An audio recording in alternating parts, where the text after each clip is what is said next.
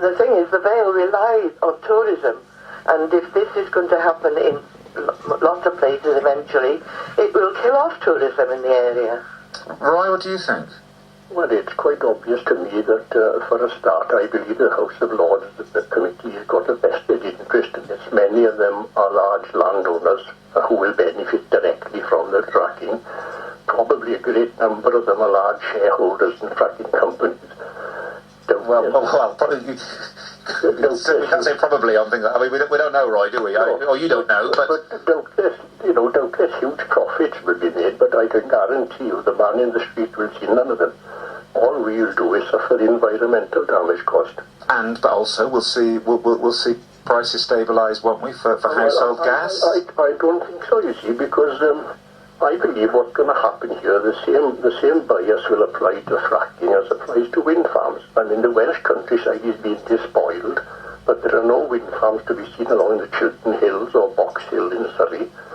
And I don't think that the people that are adjudicating on this, they're all more to where the actual thing is going on. So what's the answer, Roy? How are you going to heat your home? If you invested a large portion of this investment money into hydropower, which has got no waste products, which got no raw material costs, and it's got no environmental damage, I fail to understand why hydro is not highly prioritised, because it's 24/7. I mean... I'm coming to you now, Andrea. Go on. They were saying about the countries like Russia stopping the selling us gas, etc. But I mean, they won't do that because it would affect them just as much as it would affect us. It can't be good, though, can it? It can't be healthy.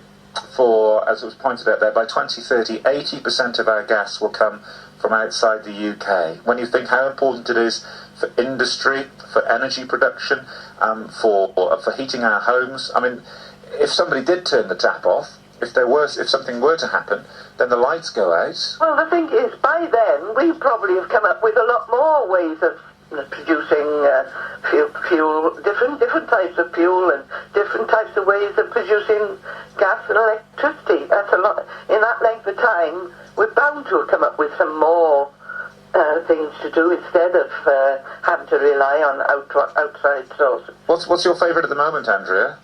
My favourite? Well, what do you think the solution might be for energy security and for generation going forward? I think water is a good thing. The sea and hydroelectric,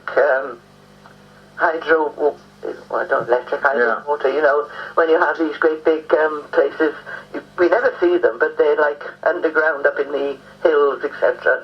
I think things like that, and wind farms, I'm not sure whether they are worth, whether we get much out of that. Is it a problem, isn't it? That's every single means of producing energy, electricity, has a downside to it. And what we have to do, don't we, as a nation, is decide which of those downsides we're happiest to live with. Yes, I quite agree with that. But and the thing is, we need a lot more investigation into these systems before they actually do it. We haven't really explored it in this country. We need a lot more, like in America, we need a lot more investigations into it before we can say it's safe. Andrea, thank you. Thank you very much to Roy as well in Carmarthen. 03700 100 110. Do you believe it's time to get fracking? Harry and Merthyr, thanks for your text to 81012. Parts of the UK, says Harry, have a lot of old mines. Minor quakes in these areas could cause a large amount of damage. Will the insurance companies take the risk in fracking areas? They already refuse cover in floodplains. 03700 100 110's the number. Chris Corcoran.